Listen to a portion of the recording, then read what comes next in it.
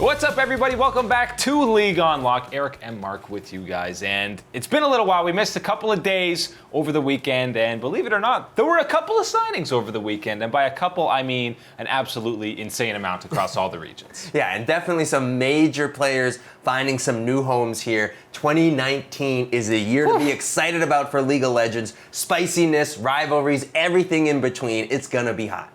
Last offseason, it was NA making insane amounts of moves. EU had some as well, and the other regions were a little bit quiet. This year, it's everywhere. It doesn't matter what region you're playing in. Even Turkey is going absolutely crazy. But we got to start with some of the most recent moves, which are, of course, SKT completing their lineup while they still have a substitute mid that they probably feel like they don't even need to because there's no point. But Mata, the dream is complete. He's signed on with SKT to complete that lineup. And now, on paper, this roster is absolutely disgusting. Yeah, this is where if the LCK in real life was just a video game, this is where you get into all chat and just type in GG, go next right now. It's completely unfair. This is the stacked lineup that everyone's been waiting for SKT to have. This is what you wanted. When you saw Faker in tears at the Bird's Nest in 2017, this is the lineup. It's a year late. This is the one. It is a year late, but it's finally here, and this is the lineup that you can put all your faith into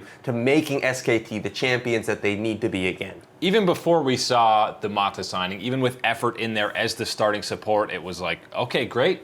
Big moves, fantastic moves by SKT. They look like one of the top teams, probably the team to beat in the LCK. Then you bring in Mata, and it takes this team to a whole nother level, just the experience that he has. And now you have arguably, well, not arguably, two of the best three players, maybe top two, of all time on the same roster. Yeah, that's the thing that we're talking about here. All-time greatness here with this lineup. Of course, everybody knows Faker. And then when you're talking about Mata, he's probably the second player that I would respect in this manner of having such an impact on the game. His skill, let alone that he actually changes the way that people have to play and adapt to these type of things. He is certainly one of those levels of players. And to have those two on SKT, to then manage himself with Khan, Klid, and then, of course, the CS got Teddy down there in the bot lane. That is the explosive lineup that you want, and the LCK should be shaking, worried about SKT's dominance again. And it's a fantastic move to pair him with Teddy because while he was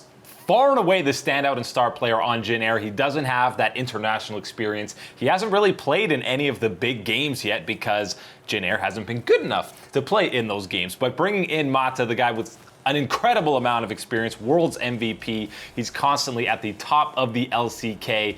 Bringing him, pairing him with Teddy, he's going to learn a lot from him. Yeah, and that's the important thing to remember about Mata is that when you talk about how dominant and successful that he has been in his career, people sometimes think, oh, well, you know, but he's probably slacked off in the last couple of years. You know, KT Rolster, yeah, they've been good, but they haven't really accomplished too much. And if you're watching these games and you're watching Mata specifically, it's still all there. All that talent that you've seen with getting that MVP, things like that, it's all there for Mata. And to have that combining with the talent and skill on the SKT lineup and to think of him controlling and calling some of the shots there, that is an exciting thought to think of. This entire roster from top to bottom is exciting. Even the subs and the likes of Crazy and Haru are exciting, and I expect both of them to get some playtime going forward. But the question is, on paper, before we've seen a single game on the Rift or even heard about scrims from this squad, most of them probably haven't even met up yet, is this on paper the best SKT roster of all time? Because there's been some insane ones. 2015 stands out. But on paper, because there's already so many established names, this might be the best one.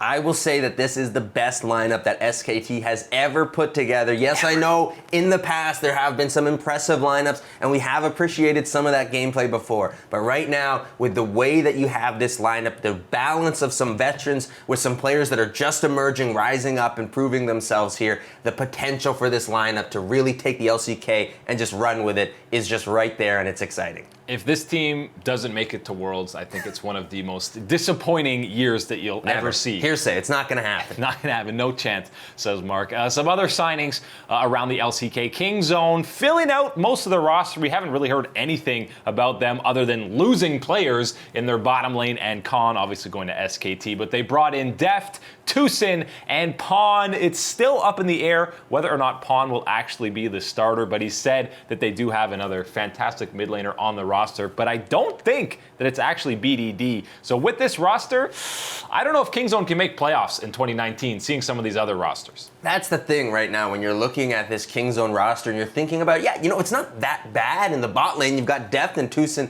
as a new pairing here, and that could deal some good damage here, maybe carry you to some victories. But when you're looking at Pawn in the mid lane, he certainly has been passed as far as efficiency and the way that the mid laners are playing now at the LCK at the top level. It's just not where he is or where he has performed recently enough to have faith in him in this lineup. And I still think that when you're looking at this Kingzone team, it looks to be more or less kind of the next best option behind any of the superstar players. Yes, you got superstars in Deft and Tucson in your bot lane, but that's kind of it with this team, and it doesn't seem like there's going to be enough to allow that bot lane to carry these games. And Tucson definitely was not a superstar at Worlds 2018. So we'll see if Kingzone, I think they should be vying for that final playoff spot, but even a team like Hanwha Life looks pretty solid on paper, and they were oh so close to making the playoffs last year, but there's so many flip-flopping of teams in the LCK. I can't wait for all these rivalry matchups. Didn't even talk about Genji Peanut going up against Kingzone, against SKT.